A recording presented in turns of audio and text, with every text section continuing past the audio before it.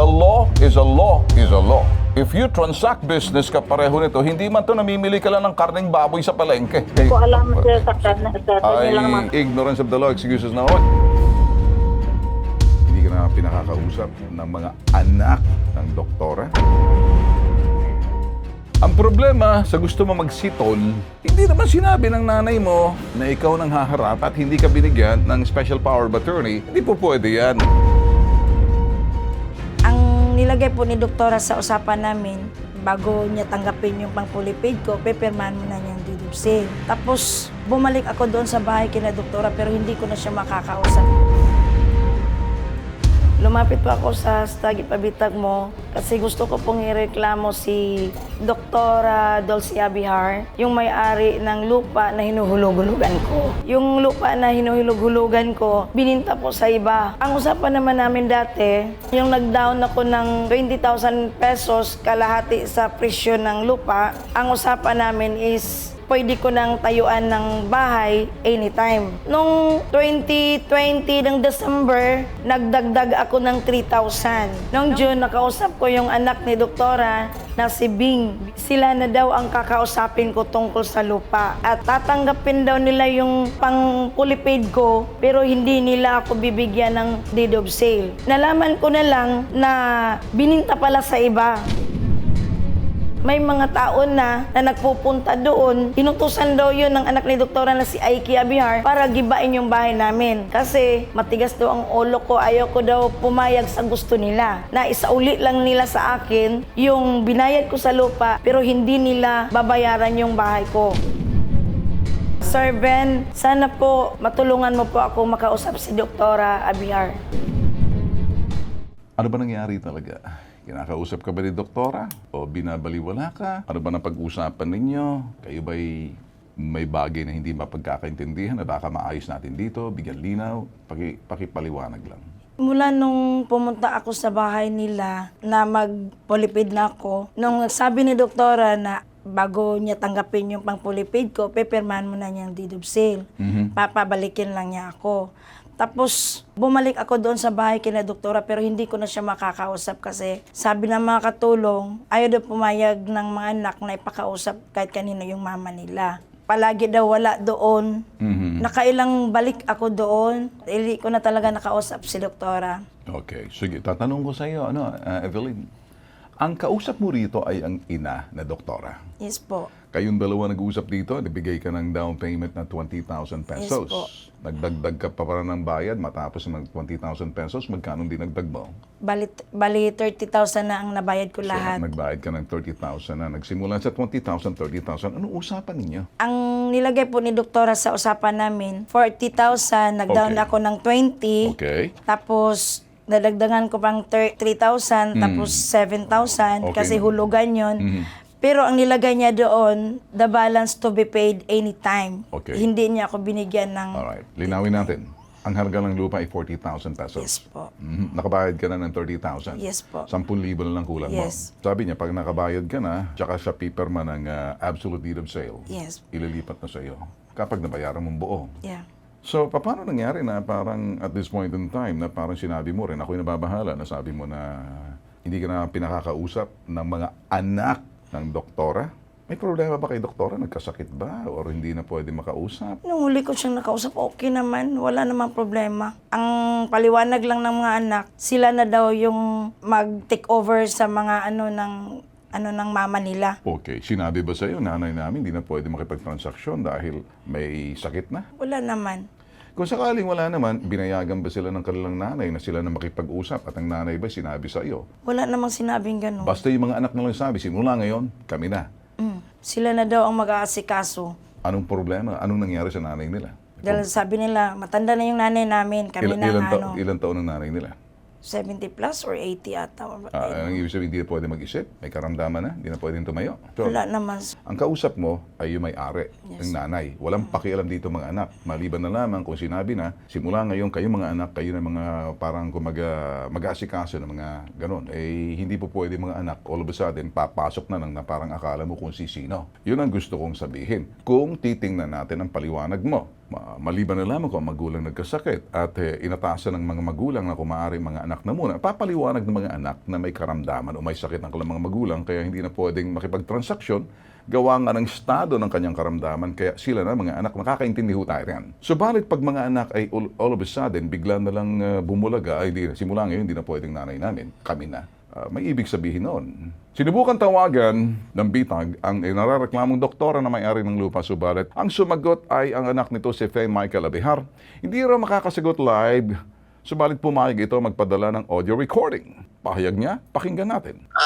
Verbal agreement na ibinta yung lupa na 300 square meters. Nag-down siya ng 30,000 worth of at gusto niya ang bibilhin niya is only the 100 square meters. Hindi naman kami papayag na 100 square meters lang ang bilhin niya dahil yun lang ang na-down niya. Nag-decide kami na bigay kami ng time sa kanya. Binigyan namin siya ng time. Tapos hindi niya gusto. Gusto talaga niya yung only 100 square meters lang na yung parang tama sa dinaon niya.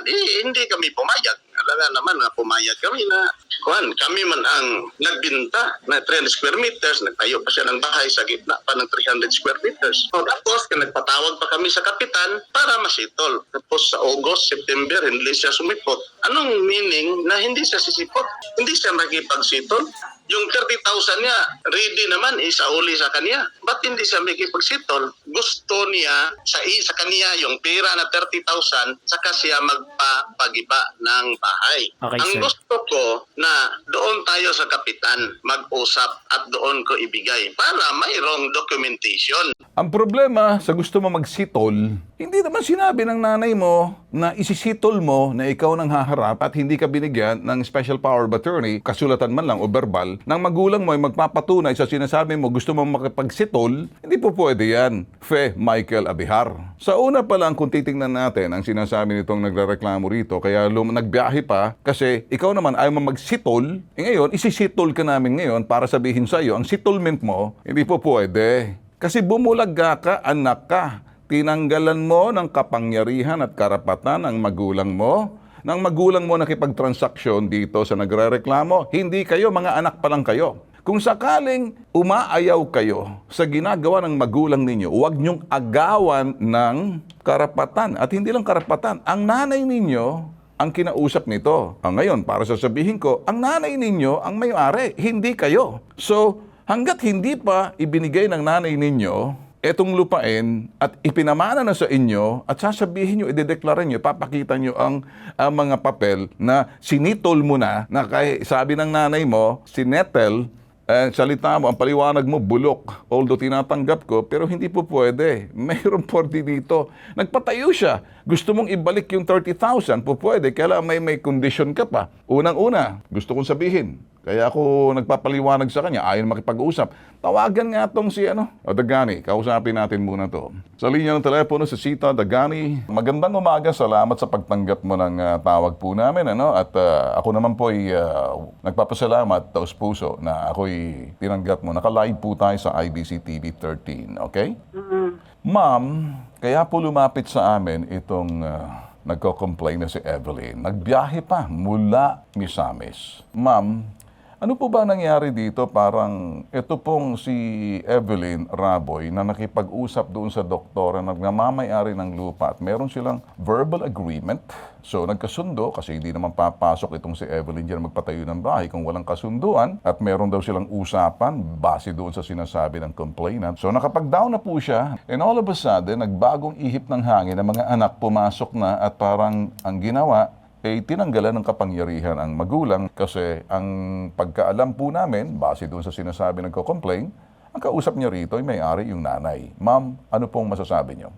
Ano ba naging usapan ninyo nitong doktora at ikaw na nalaman mo ba na itong si Doktora Dulce Abihar at itong lumapit sa amin si Evelyn Raboy, may pag-uusap, may transaction bago po bago niyo po nabili ang lupa. Sila po muna dahil ito. Alam niyo po Kanyang anak ba? lang, sir. Well, kung ang anak ang kausap mo rito, kanino ba nakapangalan yung titulo? Kay mama niya na... Alright, okay. So, you cannot allow that na yung mga anak na hindi nagmamay-ari will take away the rights ng magulang. So ako, sinasabi ko sa iyo to. Bakit sa anak ka nakikipagtransaksyon? Samantala ang kausap dito magulang.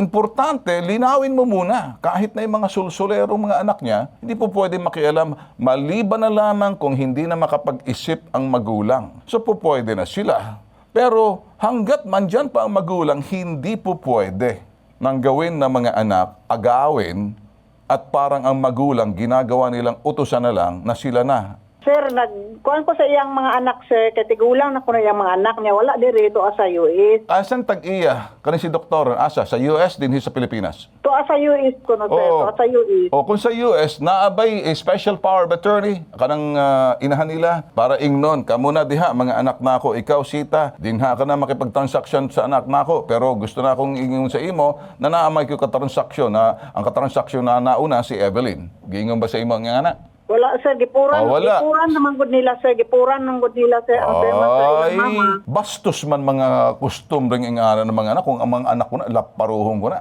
Dili man po pwede na. Unya ang ginawa, ang gigihimo ng kanya mga anak, binakuran yung balay. Gilagyan ba ng bakod? Sige, so, mali yung ginawa ninyo. Kini-question ko ang pagbibili mo ng lupa. Hindi ako abogado. Subalit, ang sistema ng pagbabalik mo ay mali. May nadidihado rito eh. May naabuso rito eh. Iniwan ninyo sa ere. Ang hindi mo alam, Sita, dapat nagtanong ka muna doon sa mga anak, malinis ba yung lupa na yan? Kasi ang katransaksyon ng nanay, bagamat siya nasa US, itong si Evelyn. Nagbiyahe pa to mula sa Misay, natulog pa kung saan-saan, makaabot lang sa amin. May kontrata ba kayo, sunduan? Or verbal? Yung resibo lang sa O resibo, ano. may resibo na nagbayad ka. Ang presyo ng 100 square meters, 40,000, nakabayad ka ng 30,000. Yes po. Ang kausap mo ba ang nanay or kausap mo yung anak?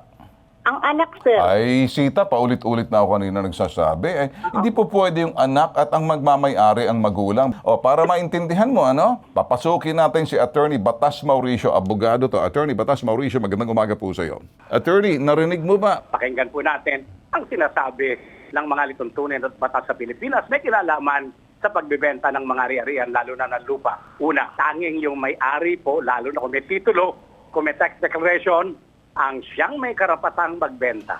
Wala pong karapatan kahit na ang kanyang asawa, kung ito'y nakapangalan ng solo sa nag-iisang asawa lamang, wala din karapatan ang mga anak na pakialaman ang pagbebenta ng mga lupa o iba pang ari-ariang hindi natitinag. Ang tawag po dyan, immovable property o real property, kasi hindi po yan maililipat gaya ng lupa, gaya ng building sa kung saan-saang lugar.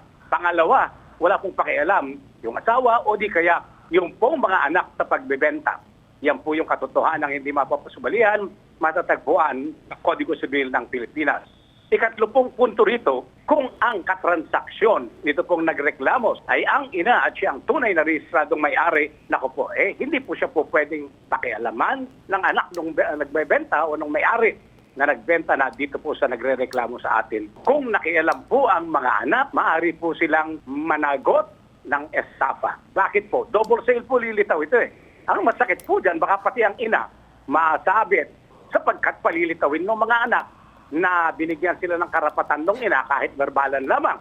Sabay, delikado po yan sa katayuan ng ina sa Estados Unidos kasi po pwedeng maging batayan yan para magreklamo doon po sa Immigration and Naturalization Service ng Amerika ang mga nalulokong Pilipino dito po sa bansang Pilipinas. Pang-apat, kasong estafa po yan. May parusang pagkakabilanggo, hindi bababa ng 6 na taon. Ito po, 40,000 ang lumilitaw na pangkalahatang sangkot, so not less than 6 years imprisonment. Okay, babalikan natin dito si Sita. Sita, narinig mo ba kung anong sinasabi ng abogado rito, kung ano yung mga bawal? Naintindihan ko, sir. Alright. Pero hindi Okay. ko alam, sir, sa kanya lang mga... Kaya hindi ba may kasabihan, Attorney Batas Maur, ignorance of the law, excuses na on? Ngayon, pinaalam na natin sa kanya. Yeah, maganda po yan. Alam na niya ngayon, lalo nang hindi siya magkakaroon ng depensa o di kaya pagtaka sa pananagutang kriminal na magbibigay sa kanya ng pagkakakulong ng hindi bababa ng 6 na taon.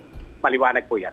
Ayun, Sita, narinig mo ba? Ngayon, alam mo na, hindi mo po pwedeng sabihin, hindi ko man alam yan. Gusto kong ipaliwanag sa iyo, the law is a law is a law. If you transact business kapareho nito, hindi man to namimili ka lang ng karneng baboy sa palengke or hindi ka bumibili ng siopa o pandesal. Pag ito'y binilhan mo rito, may mga legal na mga bagay na hindi mo basta malilipat ang titulo.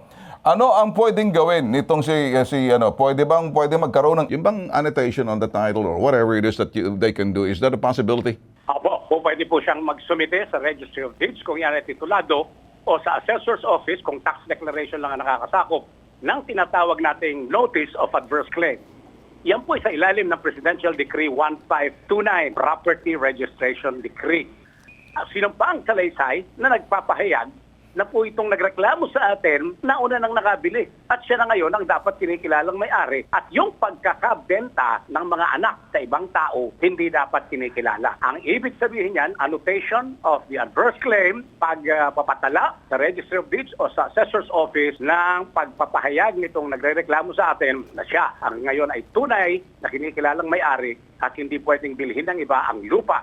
Well, attorney, nasabi mo na ang lahat. Maraming salamat at ang Gigabay nagbibigay linaw ngayon. Kami naman pagdating sa pagbatas. Sita, alam mo na ngayon. O ngayon, Asita, taghan salamat sa inyo. Gagawin natin, babalik ka. Kailangan respetohin yung transaksyon. Kapag hindi, tutulong kami para masampan ng kaso. Naku, sus, may resepsta pa yan. Kapag hindi inayos to, pating magulang malilintikan. Ito po nag-iisang pambansang sumbungan. Tulong at serbisyo, may tatak, tigre, tatak, bitag. Ako po si Ben, Bitag Tulfo. Ito po yung hashtag ipabitag mo.